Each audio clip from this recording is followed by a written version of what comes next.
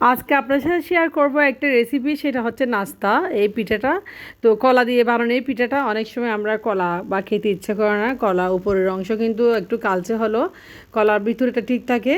তো কলা দিয়ে আজকে এই পিঠাটা বানাবো। এটা হচ্ছে আসলে আমাদের গ্রামীণ অঞ্চলে এই পিঠাকে পুলি পিঠা বলে, কলার পিঠা বলে। তো আমি এখানে 3টা কলা নিয়েছি। কলাগুলো কিন্তু উপরের অংশ একটু দাগ হলো, কিন্তু ভিতরেটা ভালো আছে। দেখেন কলাগুলো একদম পেকে গেছে বেশি করে। তো এই সময় আমরা কলাগুলো ফেলে না দিয়ে চলেন একটা নাস্তা রেডি করে দিই। এই কলাগুলো আমি এখন ব্লেন্ডার জারে একটু ব্লেন্ড করে নেব। তো কলাগুলো ব্লেন্ড করা হয়ে গেছে। আমি এখন চুলায় একটা পাতিল বসিয়ে দিয়েছি আর কলাগুলো ব্লেন্ড করে সেই প্যানে দিয়ে দিয়েছি। এখন কলাগুলো আমি একটু সিদ্ধ করে নেব হালকা।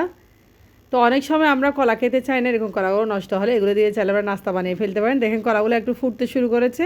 এই পর্যায়ে দেখেন কলার উপর আমি দিয়েছি চিনি। তো আপনারা চাইলে গুঁড়ো দিতে পারেন, চিনি দিয়েছি আমি এখানে। তো চিনি দিয়ে ভালোভাবে আমি একটু দিয়েছি লবণ, চিনি লবণ কলা ভালোভাবে একটু হালকা একটু আমি বয়েল করে নিয়েছি, হালকা একটু গরম করে নিয়েছি। এরপর যে দেখেন আমি ব্যাটারের উপর দিয়েছি, কলার ব্যাটারের উপর দিয়েছি এখানে আমি চালের গুঁড়ো 1 টেবিল চামচ আর দিয়েছি 2 টেবিল চামচ পরিমাণ ময়দা। তো আমি চালের গুঁড়ো এবং ময়দা দিয়ে পিঠাটা আজকে মিক্স করে বানাবো। তো চালের গুঁড়ো আর ময়দা দিয়ে কলার সাথে ভালোভাবে দেখে মিক্স করে নিয়েছি। পাকা কলার সাথে আসলে নাস্তাটা এত টেস্টি হয়, আপনারা একবার রেসিপিটা ট্রাই করে দেখবেন, খুবই টেস্টি হয়। কলাটা আসলে ব্লেন্ড করলে ময়দা এবং চালের গুঁড়োর সাথে মিহি হয়ে যায়। এখন একটা আমি ডো রেডি করে নিয়েছি, রুটি বেলার ডোর মতো। এই ঠান্ডা করা আমি একটু মথে নেব।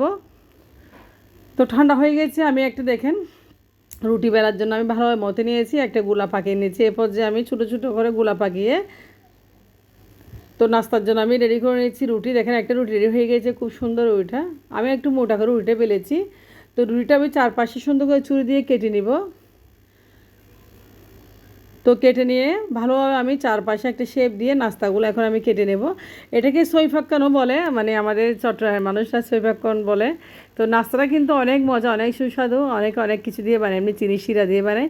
তবে তবে আমি কলা দিয়ে বানাচ্ছি। দেখেন আমি একটা শেপ দিয়েছি ছুরি দিয়ে খুব সুন্দর করে। আর এই রুটিটা একটু যেন মোটা থাকে, মোটা থাকলে আসলে রুটিটা মানে নাস্তাটা একটু ফুলকো হয়, খেতেও ভালো লাগে। তো রুটি যদি একটু মোটা না করেন তাহলে দেখবেন নাস্তাটা একদম ফুলবে না, নাস্তাগুলো শক্ত শক্ত হয়ে যাবে।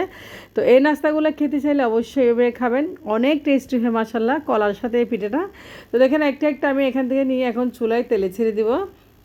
তো সবগুলো পিঠা বানানো হয়ে গেছে মাশাল্লাহ। একটা শেপ দিয়ে পিঠাগুলো দেখেন কতটা আমি মোটা করেছি লেয়ারটা। পিঠার লেয়ারটা যতই মোটা করবেন পিঠাটা ততই খেতে ইচ্ছে করবে, ভালো লাগবে। তো কলার কারণে আসলে চালের গুঁড়া এবং ময়দার গুঁড়োটা একটু কালচে কালার হয়ে গেছে, কলা যেহেতু আমি মিহি করে দিয়েছি। আর কলা আসলে একটু পিঠাগুলো আমি এখন চুলায় তেলে ভাজবো। চুলায় আমি একটা কড়াইতে তেল গরম করে নিয়েছি অল্প পরিমাণে। এখন একটা একটা করে দিব নাস্তাগুলো। তো নাস্তাগুলো আমি তেলে এখন ভাজবো। আপনারা দেখেন নাস্তাগুলো আমি একটু লেয়ারটা মোটা করছি বলে তেলে এখন নাস্তাগুলো ফুলে ডাবল হয়ে যাবে। তো নাস্তাগুলো কিন্তু এত যে মজা হয় আপনারা বুঝতে পারবেন না। কলা এবং চিনি, চালের গুঁড়া এবং ময়দা মিক্স করে নাস্তাটা খুবই টেস্টি একটি নাস্তা। যখন মুখে দিবেন মুখের সাথে মিলে যাবে, অনেক মজায় নাস্তাটা। দেখেন ফুলকো ফুলকো নাস্তাগুলো আমি ভেজে নিচ্ছি। এভাবেই সবগুলো নাস্তায় ভেজে নিব, যতটুকু আমি বানিয়েছি ততটুকু নাস্তায় ভেজে নিব। এই নাস্তাগুলো কিন্তু ফ্রোজেনও করা যায়, আপনারা চাইলে ফ্রোজেন করে মাছ জুড়ে খেতে পারেন। স্টেপ বাই স্টেপ আমি সবগুলো নাস্তা তেলে ভেজে নিয়েছি। দেখেন নাস্তাগুলো কত সুন্দর হয়েছে মাশাল্লাহ, ফুলকো ফুলকো একদম। তো আজকের ভিডিও এখানেই শেষ করতেছি। আপনারা ভালো থাকবেন, আল্লাহ হাফেজ।